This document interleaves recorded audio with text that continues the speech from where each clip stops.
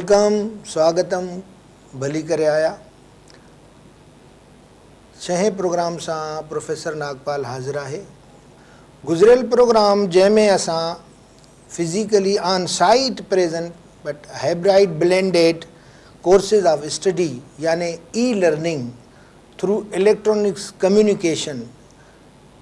उन कोर्स की गाल पे कई जेको उम्मीद आ त असांजे घणनि दोस्तन के वणियो हूंदो। ऐं मूं साईं खे अर्ज़ करे अमर जलील साहब जन वरी तकलीफ़ वठी आया आहिनि ऐं असां उतां खां ई शुरू कंदासीं त कहिड़ी तरह असां हिन मॉडर्न टेक्नोलॉजी जे थ्रू पंहिंजी सिंध खे पढ़ाए सघूं था। साईं वेलकम, भली करे आया। हा, असां गुज़िरियल प्रोग्रामनि में पंहिंजे अवाम सां इहा ॻाल्हि पई कई त दुनिया जे मुख़्तलिफ़ मुल्कनि में ऐं ख़ुदि मद्रास जी करेस्पोंडेंस यूनिवर्सिटी, असांजी वर्चुअल यूनिवर्सिटी, अलामा इक़बाल ओपन यूनिवर्सिटी ऐं हींअर जेका सूफ़ी यूनिवर्सिटी भिटशाह ते ठही थी उहा कैंपस थी वई आहे सिंध यूनिवर्सिटी जो। उहा बि इन डिस्टेंस एजुकेशन जे लाइ उन्हनि मूंसां बि कॉन्टेक्ट कयो आहे। त अहिड़े नमूने सां असां तमामु घणे लेवल ते पंहिंजे माण्हुनि खे पढ़ाए सघूं था। असां तव्हांजे तजुर्बे मां कुझु सिखणु चाहियूं था त जेको फ्लोरिडा यूनिवर्सिटी में तव्हां ॾिठो ऐं सिखियो ऐं उहो अची तव्हां प्रैक्टिकली पढ़ायो बि त उहो असांजे अवाम सां थोरो शेयर कयो त उते छा सिस्टम हो इन ई लर्निंग जो। जेके बि दुनिया जा एडवांस कंट्रीज़ आहिनि, बेशक आहिनि, हा, ऐं नॉट नेसेसरीली एडवांस जेके आहिनि डेवलप्ड अंडर डेवलप्ड कंट्रीज़ में बि बेशक, छो जो इहो कॉस्ट वाइज तमामु चीपर बेशक ईज़ीली अप्रोचेबल आहे। हा हा, जंहिंमें तव्हांखे हिन बिल्डिंगूं थियूं ठाराइणियूं पवनि, वॾो ख़र्चो थो थिए, पोइ हुन में टीचर्स तव्हांखे एॾा रखणा, लैब्स हुन में तव्हांखे तमामु उन जे बदिरां तव्हां जेके इहे ॿ जेके मशहूरु शयूं आहिनि इलेक्ट्रॉनिक जूं, रेडियो ऐं टेलीविज़न, ऐं हाणे कंप्यूटर हुन में काहे पियो आहे, इंटरनेट जे थ्रू असां कंप्यूटर असां वटि आम न थी सघियो आहे। तंहिंजे करे एतिरो पर असांजी ओपन यूनिवर्सिटी इस्लामाबाद वारी उन में कंप्यूटर जे थ्रू बि सम्झाइनि था, उन जे थ्रू बि पढ़ायो वञे थो। हाणे टई मीडियम था इस्तेमालु थियनि। उन सां गॾोगॾु हिकिड़ो ॿियो आहे इलेक्ट्रॉनिक जो जंहिंमें असां इस्तेमालु कंदा आहियूं लफ़्ज़ non broadcast media material. Non broadcast media material, very good. उन में सीडियूं था ॾियूं असां स्टूडेंट्स खे, उन सीडीज़ ते सॼो लेसन्स आहे ऐं असांजा किताब जेके लिखिया था वञनि उहे with reference to visuals and visuals जेके आहिनि with reference to the text integrated. This is the integrated course. खाली किताब तव्हां पढ़ंदव तव्हां चवंदव हिन में ॼण जंप आहे को, इन करे जंप आहे, पर वो सीडी सां जॾहिं पढ़ंदव तव्हां रुगो सीडी ॿुधंदव चवंदव हिन में को जंप आहे। तंहिंजे करे असां हिनखे सॾींदा आहियूं स्पेशल ऑडियंस प्रोग्राम। उहा ऑडियंस भले 20 लखनि जी हुजे, 10 लखनि जी, 5 लखनि जी, पर उहो स्पेशल ऑडियंस आहे।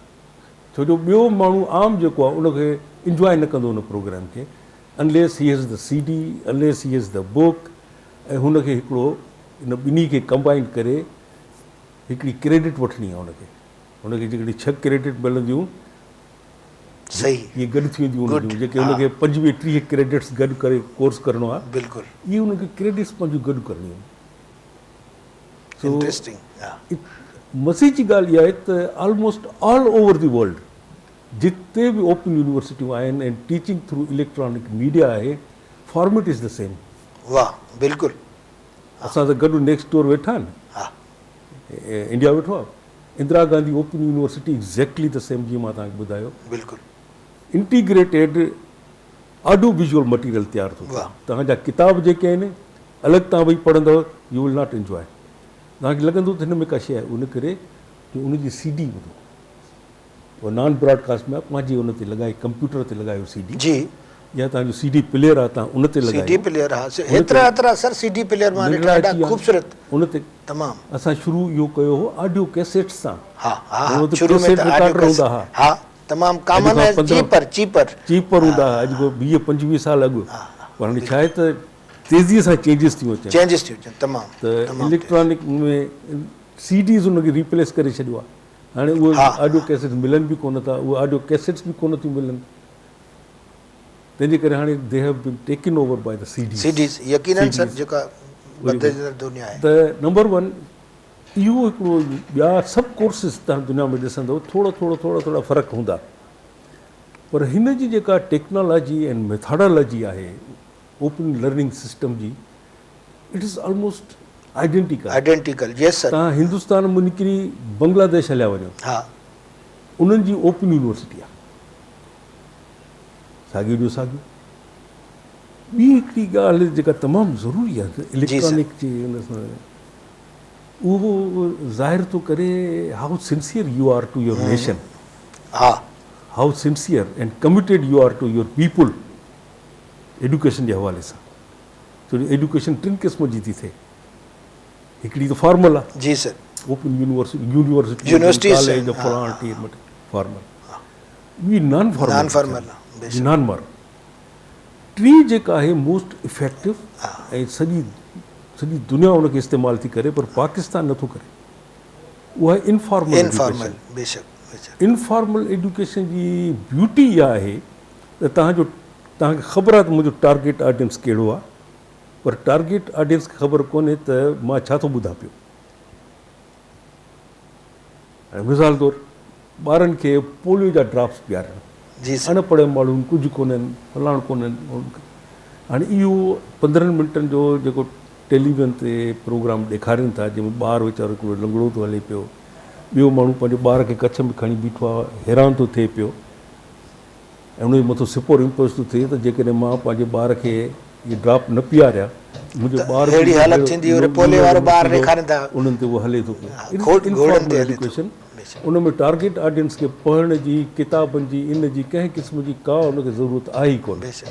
हुन जो ईअं ई कमु हुनजो हलंदो सर। अवेयरनेस आहे न, एजुकेशन अवेयरनेस आहे, तंहिंजे करे ऐं बर्थ कंट्रोल अहिड़े नमूने सां जेको सेखारीनि था। तंहिंजे करे हिंदुस्तान में 8 एजुकेशनल चैनल्स आहिनि, गुड, जेके हायर एजुकेशन कमीशन जीअं असां वटि आहे तीअं हुननि जी बि आहे हायर एजुकेशन, उन जे थ्रू था हलनि पिया। सही, बांग्लादेश में डेडिकेटेड 2 एजुकेशनल चैनल्स आहिनि, रेडियो ऐं टेलीविज़न, जेके लाॻीता 24 आवर्स हलंदा, एजुकेशन प्रोग्राम्स ॾियनि था पिया। असां वटि 50-60 टेलीविज़न चैनल्स आहिनि हाणे जेके थी विया आहिनि, पर को ख़ुदा जो बंदो अहिड़ो अॻिते नथो अचे जेको अहिड़ी चैनल खोले या अहिड़ी टेलीविज़न खोले जिते रुगो राउंड द क्लॉक एजुकेशन हुजे। ऐं हिन मुल्क खे सर मुंहिंजे हिसाब सां ज़रूरत ई एजुकेशन जी आहे, ऐं टिनी फॉर्मेट्स में, फॉर्मल, नॉन फॉर्मल, इनफॉर्मल। हा सर, मां इहे टई एक्सप्लेन बि करे चुको आहियां। अचे न, जेको बि अचे थो हिन में आमदनी तमामु, हा हुनखे ख़बर हूंदी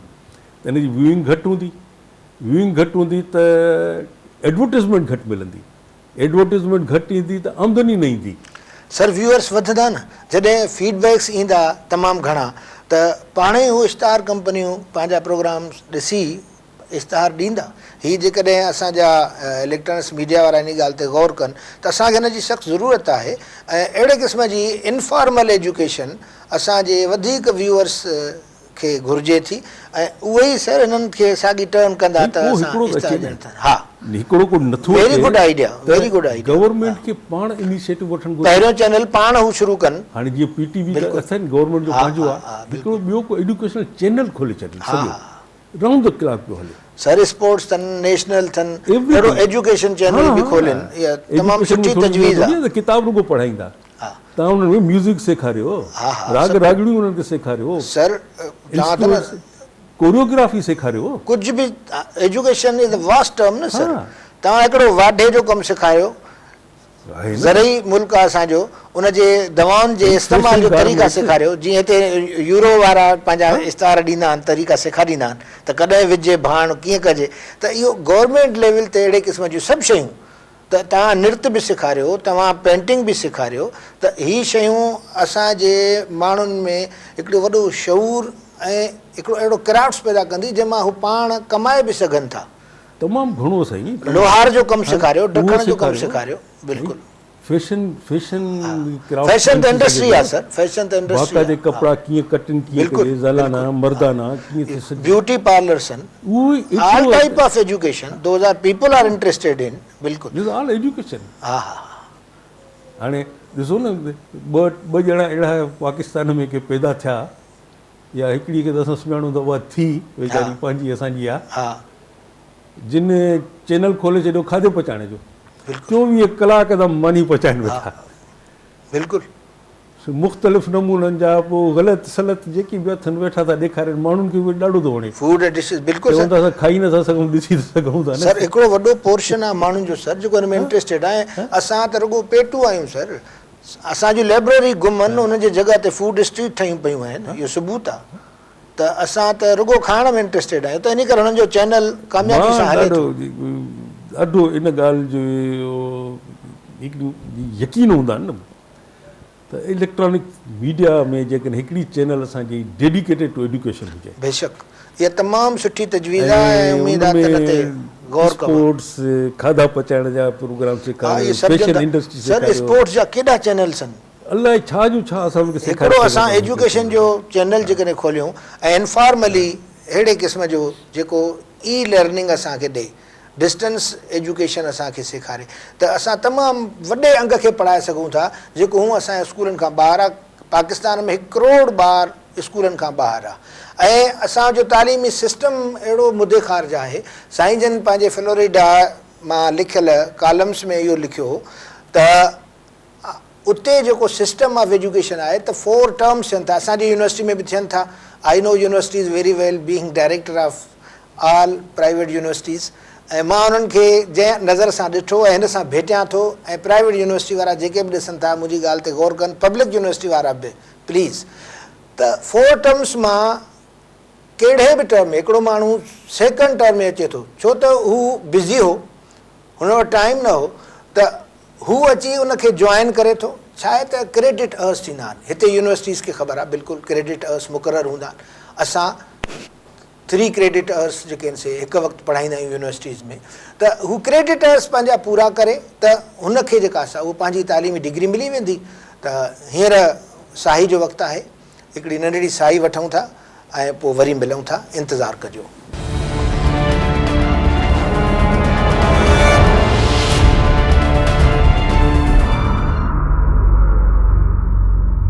वेलकम बैक। असां पंहिंजे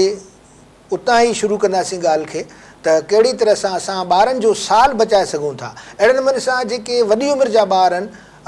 गुज़िरियल मुंहिंजे प्रोग्राम में मैडम गज़ल आई त उन ॿुधायो त उनखे क्लास मां कढी नथा छॾनि, उन्हनि खे बि पढ़ाइनि था जेको वॾी उमिरि जो हुजे, 5 दर्जे खां हुनजी उमिरि वधी थी वई आहे। त हीअ सभु शयूं असांखे गौर करणु पवंदियूं ऐं अमल में आणियूं पवंदियूं। असांखे सिंध एजुकेटेड ॾिसणी आहे, हीअ असांजो ख़्वाबु न पर असांजी ज़रूरत आहे। त जी सर, तव्हां असांखे ॿुधाईंदव। सिंध वारी जॻह तव्हां ॻाल्हि कई आहे त इन ते बि हिकिड़ो मिसाल ज़रूरु ॾींदुसि मां। जी सर, ज़रूरु। जेको थी चुको आहे, हा, अफ़सोसनाक, English as a subject, masters English अॻे बि हुयो, हींअर बि हुयो, तमामु रेयरली को फर्स्ट क्लास में MA थो पास करे, रेयर, हार्डली तव्हांखे सर अॼुकल्ह तमामु घणो अथव। सिंध यूनिवर्सिटी जितां मां पढ़ी आहियां, मां बि 2nd क्लास फर्स्ट आहियां, त कोई एग्ज़ाम्पल कोन्हे को फर्स्ट क्लास जो। ऐं सर स्टैंडर्ड ठहे ई तॾहिं थो, मां उतां सिखियो आहे। 2nd डिवीज़न बि तमामु घटि माण्हुनि खे सर 4 ॼणा, मां तव्हांजे साम्हूं वेठो आहियां, 74 जो ग्रेजुएट आहियां, पोस्ट ग्रेजुएट आहियां। 100 स्टूडेंट्स आसे, उतां जेको कामयाबु निकितासीं 4, त सम्झो त उन्हनि खे केतिरो उन्हनि विलोड़ियो हूंदो। इहो सर उतां सिखी सॼी मां उतां आयो आहियां, त कीअं असां स्टैंडर्ड रखी सघूं था। वॾो तइदादु आहे जी सर, चइनी सूबनि में पाकिस्तान जे। सरकार जा हार्ड एंड फास्ट रूल्स आहिनि त 3rd डिविज़नर लेक्चरर नथो थी सघे। हाणे इंग्लिश जी छो जो ज़रूरत आहे, तंहिंजे करे हुनखे रखनि त था, पर उहो या त एडॉक ते आहे या टेम्पररी आहे, अनलेस जी हुनखे छो कंडीशन पूरी नथी थिए न 2nd डिवीज़न जी,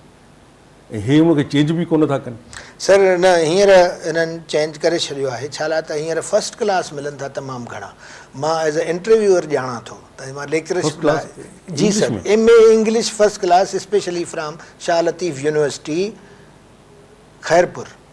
ऐं जॾहिं मां उन्हनि खां इंटरव्यू कंदो आहियां, छो त असां पहिरीं पुछंदा आहियूं हिस्ट्री, रेस्टोरेशन छा आहे, रेनेसेंस छा आहे, नो बॉडी आंसर्स माई क्वेश्चन्स।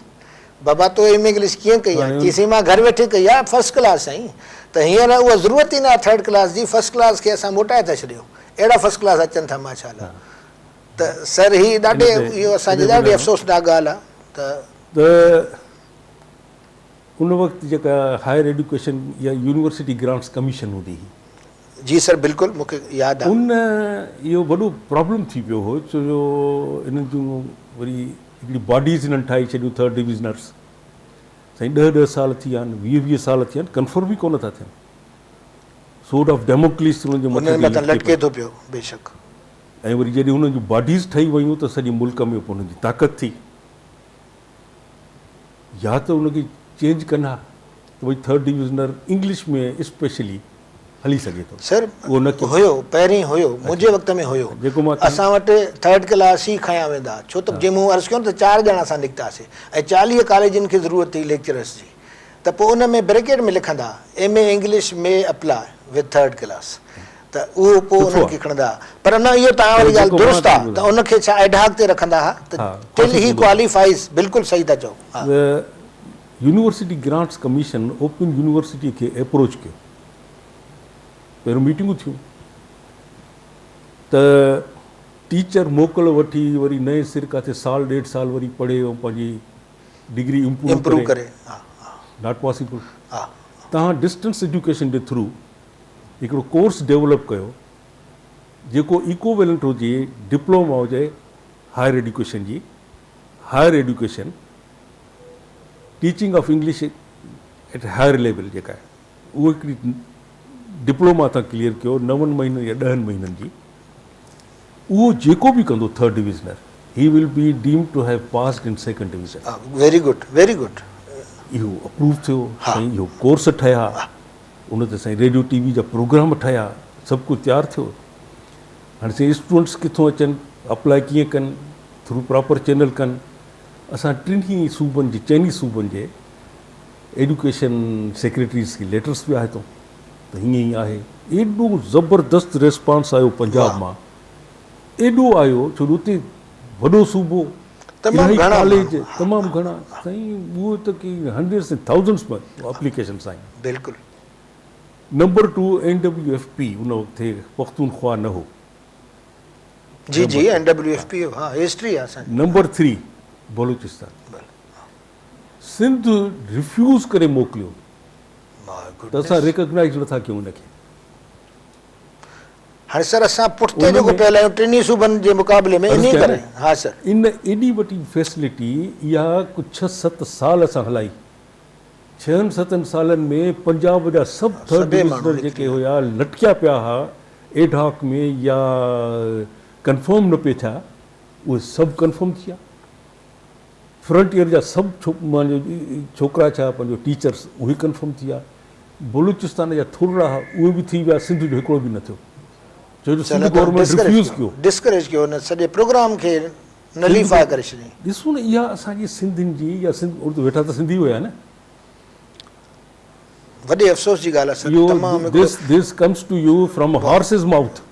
बिल्कुलु हा 100% न तव्हांजी कयल you are part I was a part of it बिल्कुलु सिंध कंहिं क़िस्म जी का दिलचस्पी हुन में न ॾेखारी अरे बाबा तव्हांखे मोकल न ॾियणी पवंदी तव्हांखे उन्हनि खे को TADA ॾियणो कोन पवंदो तव्हां ते कंहिं क़िस्म जो का एप्लीकेशन कान्हे का ऐं उहो टीचर जी इम्प्रूवमेंट बि थी वेंदी साथ ऐं हुनजो कैरियर ठही पवंदो त हिननि सभिनी ॻाल्हियुनि ते असांजी हाणे वारी हुकूमत बि गौर करे त अहिड़ियूं अपॉर्चुनिटीज़ ॾिजनि जेके ॿियनि सूबनि खां असांखे अॻिते वठी वञनि छो त we are running in the march of civilization सॼी दुनिया सां असांखे कुलो कुलो में मिलाए हलणो आहे त वाह जी तव्हां ॻाल्हि कई सर त अहिड़ियूं अपॉर्चुनिटीज़ करणु घुरिजनि ऐं मां चवंदुसि त सूबे सिंध एजुकेशनल चैनल खे खोले ओपन यूनिवर्सिटी जहिड़ी वर्चुअल यूनिवर्सिटी जहिड़ी हिकिड़ी डिस्टेंस एजुकेशन लाइ पूरी यूनिवर्सिटी कमु करे with devotion and dedication with modern lines जेके ही मूं तव्हां सां डिस्कस पिया कयूं त इन्हनि लाइन्स ते उहे वीडियो कॉन्फ्रेंसिस ताईं दुनिया जे असां प्रोफेसर्स मां फ़ाइदो वठी सघूं था जी वीडियो कॉन्फ्रेंसिस कराए सघूं था वीडियो लेक्चर्स ॾेई सघूं था ऐं उन मां MP3 CDs DVDs सभिनी मां असां फ़ाइदो वठी सघूं था पंहिंजे माण्हुनि खे पढ़ाए सघूं था सॼी दुनिया जा मुल्क जेके एतिरा तरक़ी याफ़्ता न आहिनि उहे बि इन तरफ़, छो त असांखे इहो सम्झणो पवंदो त जेसि ताईं एजुकेशन न आहे असां वटि कुझु बि न आहे सर। ऐं उहा एजुकेशन जेका अवेयरनेस ॾे त सर हाणे ॿिए पोर्शन ते तव्हांजी शख़्सियत मां फ़ाइदो वठंदुसि। मूं सदाईं पिए चयो आहे त ही जेका 2+2+ वारी तालीम आहे, कॉमर्स, CA, ACC, CASS, किथे बि असां वटि लिटरेचर, हिस्ट्री, सोशियोलॉजी, फिलासफ़ी कान्हे का। मां जेतिरो ॾिसी सघां थो त इन खां सवाइ माण्हू जी ग्रूमिंग डेवलपमेंट थी नथी सघे। जॾहिं इहे सब्जेक्ट असां न पढ़ंदासीं, बाक़ी रुगो मैथमेटिक्स पढ़ंदासीं ऐं 2×2 मां असां अॻिते हली रुगो तिजारती माण्हू थी पवंदासीं त असांजो हशर इहो हूंदो जेको हींअर असांखे नज़र अचे थो पियो। एॾी ख़ुदगर्ज़ी, एॾी हणहणा, एॾी अंदर में अशांती ऐं तकलीफ़, ऐं ॿाहिरि माण्हू पियो थो विढ़े, ऐं 7 ई क़िस्म जा माण्हू जंहिंमें का डेप्थ कान्हे का। त इन ते तव्हां महिरबानी करे ॻाल्हायो त लिटरेचर ऐं तारीख़ जो तालीमी कोर्सिस में, हर कोर्स में हुजणु केतिरो ज़रूरी आहे। उहो तव्हां जेका कई त हिन में you are churning out technocrats, बिल्कुलु नॉट एजुकेटेड जी सर, बिल्कुलु टेक्नोक्रेट्स। हा हा, पर पहिरियों मां, छो जो इहो बि मुंहिंजो सिंध जे हवाले सां ॻाल्हि आहे, वाह बेशक, ऐं पंहिंजे गिरेबान में अंदरि लियो पाइजे तमामु ज़रूरी आहे। बिल्कुलु पाण खे रुगो फने खां न सम्झे, बेशक। इहा जेका फर्स्ट डिवीज़न वारी तव्हां ॻाल्हि कई ऐं उनजो जेको तजुर्बो तव्हांखे थियो फर्स्ट डिवीज़न जो, हाणे अहिड़ो ई तजुर्बो मूंखे चार्ज मिलियल यूनिवर्सिटी जी उन वक़्तु। साईं गुलाम मुस्तफ़ा शाह, हा, मिनिस्टर एजुकेशन, जी सर, असांजो मुंहिंजो VC आहे। हा, कराची खां मूंखे ॾाढो मूंसां somehow he had a very special corner for me in his heart. वहाँ खां वठी मूंखे चई त न, मां रिफ्यूज़ कयो, मां चई न, हला यूनिवर्सिटी वई। जेतोणीकि उन वक़्तु मुंहिंजी सर्विसिस बारो कयूं, मिनिस्ट्री फॉर कल्चर, हुन में डायरेक्टर जनरल करे रखियो हुओ, जी जी, national college council of arts में। हा हा, आई नो। उते वो पार्ट टाइम હતો जो असली कमु हे कर तूं। तो जीअं ईंदा आहिनि माण्हू ॾे साईं नौकिरी घुरिजे फलाण, इलाही माण्हू ईंदा हुआसीं साईं ॾे। उता सुता माण्हू अची वेंदा हुआ, मोकिलींदो हेॾो, ॻाल्हि मज़ो कोन ईंदो माण्हुनि में। उहो साईं असांजी यूनिवर्सिटी जे ई गेस्ट हाउस में रहंदो। कुझु इलाही ॻाल्हि मीटिंगूं करण लाइ मूंखे गेस्ट हाउस घुराए। पोइ हिकिड़ो दफ़ो त मां चयोमांसि, मां चयोसीं अहिड़ा अहिड़ा एम्बरेसिंग माण्हू था अचनि, तव्हां हुनखे लिखी था ॾियो, ऐं अनफॉर्चुनेटली मां हुनखे अकोमोडेट नथो करे सघां। न सर, असांखे मेरिट ते सख़्ती सां। So what, throw them out, don't like them, you don't like them, throw them out, इन क़िस्म जो। पोइ मूंखे चई, but see one thing, they should not come back to me again. हाणे इहो मां हुनखे अकोमोडेट न कयां त नहीं मिले। त हिकिड़ो दफ़ो साईं हिकिड़ो माण्हू रिकमेंड करे मोकिलियो, यूनिवर्सिटी जो नालो न ॿुधाईंदुसि मां, असांजी सिंध जी यूनिवर्सिटी, सिंध सूबे जी, first class first in archaeology.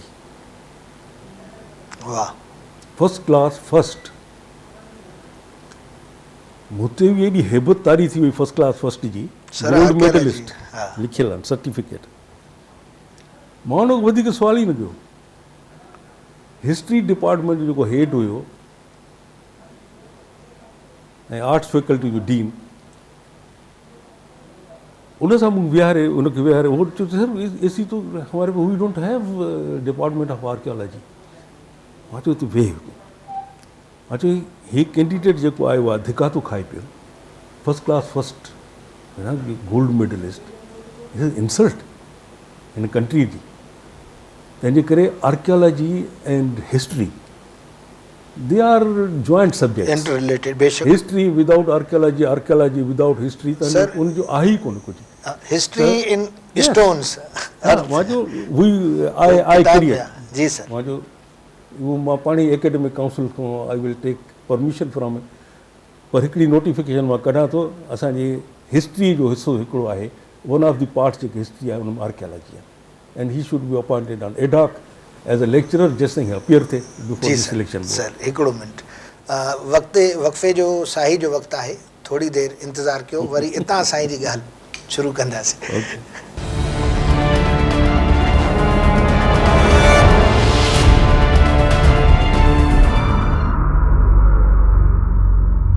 Welcome back असां पंहिंजी ॻाल्हि जो सिलसिलो उतां ई शुरू कंदासीं त आर्कियोलॉजी डिपार्टमेंट में जेका साईं जन अपॉइंटमेंट कई जी सर सो साईं हुनखे असां लेक्चरर पोइ हुनखे विहारे हिकिड़ो माण्हू खे लेक्चर ॾिनो त बाबा हाणे तूं आयो आहे 6 महीननि खां पोइ 8 महीननि खां पोइ साल खां पोइ सिलेक्शन बोर्ड ज़रूरु थींदी बिल्कुलु तेसि ताईं तूं हूंदो एडॉक ते उन जे साम्हूं तोखे अपियर थियणो आहे तंहिंजे करे हीअ यूनिवर्सिटी जेका आहे सा डिस्टेंस एजुकेशन जी आहे हिन में तूं कमु ॾेखार हिकु त तूं कोर्स डेवलप कर हा प्रूव योर वर्थ ॿियो ॿुधाए असांखे त आर्कियोलॉजी छा आहे आर्कियोलॉजी जे केतिरा शोबा था थियनि उन्हनि में कीअं कमु करे सघिजे कीअं थो करे सघिजे थो कोर्स मुख़्तलिफ़ लेवल जा कर हेठि क्लासनि लाइ कहिड़ा हुजनि मथे लाइ कहिड़ो हुजे आउटलाइंस ठाहे रिसर्च कीअं थिए हुन में मतिलबु आउटलाइंस तूं रुॻा ठाहे हा। पोइ एक्सपर्ट्स खां असां लिखाईंदासीं हिन जा यूनिट्स लेसन्स खे असां यूनिट्स चवंदा आहियूं बिल्कुलु यूनिट्स ऐं ॿियो त यूनिवर्सिटी जूं गाॾियूं अवेलेबल आहिनि टैक्सी लाइ हितां खां वेझी आहे हा उन खां अॻिते पेशावर जी तरफ़ पहिरियों टैक्सी लाइ त तूं ध्यानु ॾे पोइ अॻिते तख़्तबाग जी तरफ़ उन जी तरफ़ तोखे मां पेशावर मोकिलींदुसि मानसरे जे क़रीब ॾाढी इलाही आर्कियोलॉजिकल साइट्स आहिनि वञ उते नोट्स वठि असांजी जेका डिपार्टमेंट ऑफ एजुकेशन टेक्नोलॉजी आहे जेका मीडिया सेंटर आहे मां तोखे प्रोड्यूसर कैमरामैन सभु थो ॾियां तूं वञ उते सॼो ठाहे वाहे अचु सुठियूं डॉक्यूमेंट्रीज़ ठाराए उहो कर हा चई हा मां बसि ईअं करे छॾींदुसि उहो करे छॾींदुसि ॿिया कम थियनि था पोइ मां नज़र त नथो रखी सघां ज़ाहिरा ॿिया बि कम आहिनि हा ज़ाहिरा बिल्कुलु पोइ अजीब अजीब कॾहिं कंहिंजे थ्रू कॾहिं कंहिंजे थ्रू कॾहिं शिकायतूं पहुचनि पियूं शिकायतूं न हिकिड़ो अजीब क़िस्म जो ॾिसी हिकिड़ो तव्हां जेको रखियो आहे हिकिड़ो यार बड़ा लाइवली आदमी है सर भई कैसा लाइवली है त असांजो हिकिड़ो उते ब्रेक उन ज़माने थींदो हाणे त वधी विया आहिनि माण्हू त थोरा असां हूंदासीं त उते ब्रेक थींदो हुयो टी ब्रेक त उते वरी टीचर्स प्रोफेसर जो हिकिड़ो अलॻि जंहिंमें चांहि खाधो पीतो विहनि हीअ कनि उते हूंदा कि वहाँ पर वो रुमाल बांधता है इधर ऊपर करके और बटन खोलता है और सुल्तान राही के वो डायलॉग सुनाता है डंडा लेके आता है उस पर डंडे पे उस तरह वो हाथ डालता है और सुल्तान राही के वो डायलॉग सुनाता है क्या क्या बात कर रहे हो हाँ सर और उसके मुंह से हमने आज तक एक अंग्रेजी का लफ्ज़ नहीं सुना है मतलब वही वो first class first gold medalist है यार ये ॾींहुं थी जो हिकिड़ो त हिन टी जो ब्रेक थियो मां ईअं परियों वञी ॾिठो कारीडार में अब उहो साहब लॻो पियो जी उहो वेठा ॿिया खिलनि ॿिया टीचर्स प्रोफेसर्स खिलनि वेठा हुन ते हे वरी बेवकूफ़ फूल बि थिए ऐं वरी शायदि पंहिंजी दिलि में ख़ुशि पियो थियो त मूंखे एप्रिशिएट था कनि इहे खिली खिली अड़े तुंहिंजो मज़ाक था उॾाइनि बेवकूफ़ वेरी बैड बिल्कुलु मां हुनखे घुरायो मां चयो अड़े हीअ छा आहे बाबा तूं ॿिए हिकिड़े सम्झ त ॿी दुनिया ई ॿी आहे मुल्क ॿियो आहे जिते तूं नौकिरी करणा मां हर माण्हू सिंध जो सम्झी सिंधी सम्झी बिल्कुलु इतफ़ाक़ सां perhaps you are the first Sindhi जेको मूं अपॉइंट कयो हुते ॾाढो अफ़सोस आहे साईं 6-8 महीना थिया मां चयो हाणे बाबू सिलेक्शन बोर्ड थी अचे महिनत कर अञा साईं सिलेक्शन बोर्ड में हेड हुजे आर्कियोलॉजी जी हुओ न हेड हुजे डॉक्टर दानी हाणे साईं रिकॉग्नाइज वर्ल्ड रिकॉग्नाइज पाकिस्तान में त आहे न वर्ल्ड रिकॉग्नाइज आर्कियोलॉजिस्ट बेशक ऐं वरी इतफ़ाक़ सां डॉक्टर साहिबु ऐं असां नेक्स्ट डोर नेबर बि हुजूं असांजा गॾु घर हूंदा हुआ सही तो घर अचणु वञण बि ॾाढो हूंदो हो असांजो सुबुह शाम डॉक्टर वॉक करण निकिरे अचे त चांहि पीए वरी असां हुननि ॾे हलिया वञूं नेक्स्ट डोर नेबर बि हुजे साईं आयो इहा ॿुधण जहिड़ी ॻाल्हि अथव डॉक्टर साहिब जी बि छा थियो डॉक्टर साहब जी ॾिठा वेठा चई हाँ भाई बड़े बड़ी मेहनत की है U have work very hard तो आर्कियोलॉजी में किस शोबे पे आपने क्या आपने रिसर्च की है किया है और कोट डीजी के बारे में तो कुछ बताओ क्या है वाइड़ो छोकिरो थियो न ही नो आंसर कोट डीजी के बारे में जेको खैरपुर सां गॾु आहे ही नो आंसर डॉक्टर हिंदी मुख्य जी थी जैसे छोड़ो इन बात अंग्रेजी में what is the definition of archaeology what is archaeology he could not define define जानो कि अच्छा छोड़ो फॉरगेट अबाउट इंग्लिश छोड़ें इंग्लिश को नहीं इंग्लिश की बात नहीं करते हैं आप मुझे सिंधी में बताएं उर्दू में क्योंकि मुझे सिंधी भी आती है आप मुझे सिंधी में बताएं उर्दू मिक्स करके बताएं ये आर्कियोलॉजी है क्या इसमें होता क्या है आर्कियोलॉजी में the man had no answer he couldn't define what is archaeology सही ॿिया सिलेक्शन बोर्ड जा मेंबर वेठा हुजनि सीन क्रिएट थी वई डॉक्टर साईं अवल त अछो हूंदो ॾाढो पठाण साईं वेतरो सुर्ख थियो बेशक मां ये पासे को वेठो हुजांसि उनजा कागज़ हीअं खणी मूंखे ॾेखारे कि ये फर्स्ट क्लास फर्स्ट और गोल्ड मेडलिस्ट ये आदमी ये कैसे हो सकता है इसको बाहर भेजो सर पिटिएबल फील अशेम्ड हुनखे मोकिली ॿाहिरि मोकिली ऐं मूंखे चई त ॿिए कंहिं कैंडिडेट खे अंदरि न छॾे मां वरी ॿाहिरि पीए खे चयो भई नो नो नो नो कैंडिडेट अंदर मत किसी को अब जिस पर हम कहें नहीं नो एडमिटेंस कोई नहीं आएगा इंटरव्यू के लिए अंदर कि इस वक्त फौरन आप अपने पीए को बुलाएं एफआईआर कटवाएं अपनी तरफ से एक फ्रॉड है जिसके पास फर्स्ट क्लास फर्स्ट की और गोल्ड मेडल डिग्री है ही इज अ फ्रॉड मां बि वठिजी गुलाम मुस्तफ़ा शाह साईं उनखे मोकिलियो बि हुंदे ग़लती मुंहिंजी त मूंखे इंटरव्यू पहिरियों वठणु घुरिजे आहे मूंखे पहिरियों ख़बर पइजी वञे त चट पर मां उनजे दबदबे में अची वियुसि first class first gold medalist अरे मूंखे वरी उन सां हमदर्दी थी पई वॾो ज़ुल्म आहे सिंधियुनि ते साईं साईं हाथी जे ॾेखारण वारा ॾंद अथव मां सची थो चवां पोइ साईं अटकी वियो डॉक्टर दानी सभु मेंबर वेठा हुजनि अभी एफआईआर निकलवाएं जी सर उनखे जेको धक लॻो न ये हो ही नहीं सकता या मुझे सर ये तो बड़ा एक स्कैंडल किस्म की कोई मसला हो जाएगा, कुछ हो जाएगा पर गाढ़ो हो जी ॾाढो मुझे सर कैसा ऐसा करो ये तो आप कर सकते हो ना मुझे मिला के दें telephone chairman university grants commission I want to talk to him कि ये जिस यूनिवर्सिटी का है उसके यूनिवर्सिटी के वाइस चांसलर से मत टॉक टू हिम और इस आदमी के बारे में भी बताएं weather he is a genuine student of that university और नॉट We doubt 100%. अगर ये जेन्युइन स्टूडेंट है उस यूनिवर्सिटी तो university is responsible doctor Kawade लो ये चाहिए अगर ये उस यूनिवर्सिटी का जेन्युइन स्टूडेंट रजिस्टर्ड स्टूडेंट है if he is bona fide yes तो मैं यूनिवर्सिटी ग्रांट्स कमीशन के थ्रू आप अगर नहीं आए तो उनके थ्रू मैं यूनिवर्सिटी के खिलाफ एक्शन लूंगा क्योंकि मैं 10 दूसरे आर्कियोलॉजिस्ट बिठा के इस लड़के से एक सितर में लिखवाऊंगा व्हाट इज आर्कियोलॉजी मुझे बताएं सीन थी वई सॼा इंटरव्यूज़ ॿिया माण्हू सभु वेठा उहे ख़तमु ॻाल्हि कोन चए नहीं साईं होगी नहीं साईं वञी करे करे करे मुझे डॉक्टर साहब ऐसा करते हैं इसको डिफर करते हैं कल तक रात को हम बात करते हैं इसके what to do with this एक सीन क्रिएट नहीं हो जाए कुछ ये नहीं हो जाए तो कट लॉन्ग स्टोरी शॉर्ट नहीं उन इंटरव्यू न थी सकी बाक़ी माण्हुनि जा ॿिया सब्जेक्ट्स हुया उहे वीचारा मोटी हुनजो मूड ई ख़राब थी वियो न अंदरि ताईं ॿाहिरि ताईं ॻाल्हि थी वई मां चयो भॼी वेंदो अलाए काॾे गुम थी वेंदो साईं वाक़ई ही वेनिस्ड हुनखे सॼियूं ख़बरूं पइजी हुई त या त मूंखे गिरफ़्तार कराईंदा या यूनिवर्सिटी ॻोल्हींदा मैन वेनिस्ड ॻोल्हा लॻी पइजे हेॾे पियो मां चयो सर वो तो भाग गया साईं बस आप जैसे नरम एडमिनिस्ट्रेटर जब आएंगे तो एजुकेशन में पाकिस्तान का यही हाल होगा एक क्रिमिनल आपके पास आदमी आया क्राइम करके चला गया मुझे सर ये मैंने आपसे जो टाइम लिया था मैंने कंफर्म किया कि he was a registered student of फलां यूनिवर्सिटी इन सिंध उसने उस यूनिवर्सिटी से और मैं आपको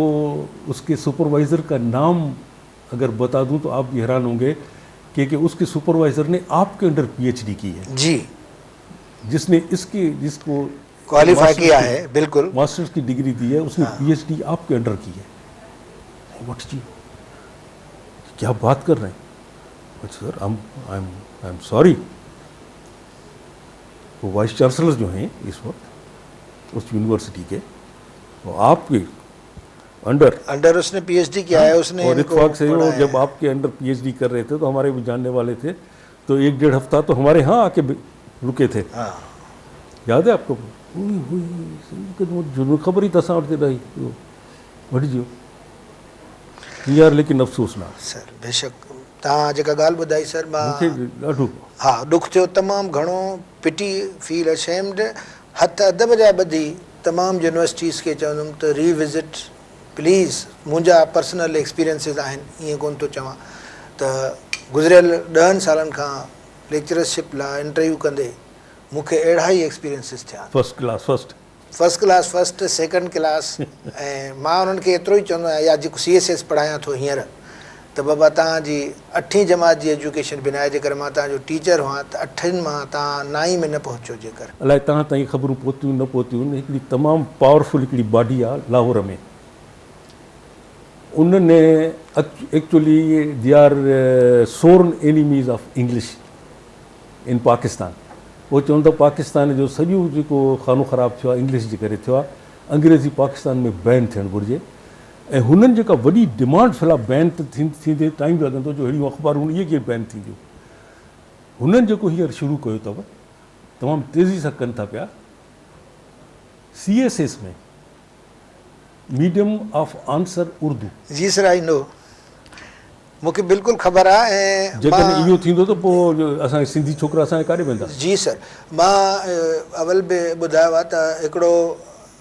वयल इहो थियो आहे त जेको नओं हींअर कोर्स चेंज कयो अथऊं CSS जो, उन में ट्रांसलेशन आहे। मां सॼी ज़िंदगी ट्रांसलेशन जे ख़िलाफ़ु रहियो आहियां, ऐं मूं सदाईं पैर्स कयो आहे त रीडिंग इंग्लिश रीडिंग। इवन तव्हां जेको सिंधी में ग्रामर लिखियलु आहे उहो बि न पढ़ो, सिंधी इंग्लिश डिक्शनरी न पढ़ो। मां खोड़ भेरा अर्ज़ु कयो आहे, वरी दोहरायां थो, इंग्लिश जी रीडिंग सां तव्हां मथे पहुची सघो था। त हुननि सर CSS में ट्रांसलेशन विधी आहे। जी सर, हुननि आंसर जेको लिखनि सर उहो नेक्स्ट जी मूंखे ख़बर आहे त अॻिते जेको CSS में त इंग्लिश में आंसर करिणो आहे न। जी sir, whether you have taken history. जी सर, जी सर, हिस्ट्री तो इंग्लिश में आंसर कंदो न, हाणे चवनि था हिस्ट्री उर्दू में लिखी जाएगी। जी सर, हिनखे जेको बि सब्जेक्ट, केमिस्ट्री, फिजिक्स, जेका बि सब्जेक्ट हुजे, mathematics, what ever the subject, सभु सर मीडियम ऑफ इंस्ट्रक्शन जेको आहे सो उर्दू कई वञे। उर्दू त उहो कंदा न CSC ते हाणे जी सर, जंहिंजे चीफ जस्टिस खे हुननि सुप्रीम कोर्ट में केस दाख़िल कयो अथव। बिल्कुलु सर। सर इहो असांजो ॾुख आहे, हिन प्रोग्राम जी पुॼाणी थिए थी, वक़्तु असांखे वरी पुठिते थो करे, त वरी नेक्स्ट प्रोग्राम में वरी कंहिं नए मौज़ू सां तव्हांजी ख़िदमत में हाज़िर थींदासीं। महिरबानी, को दुख पहुतो हुजे त माफ़ी।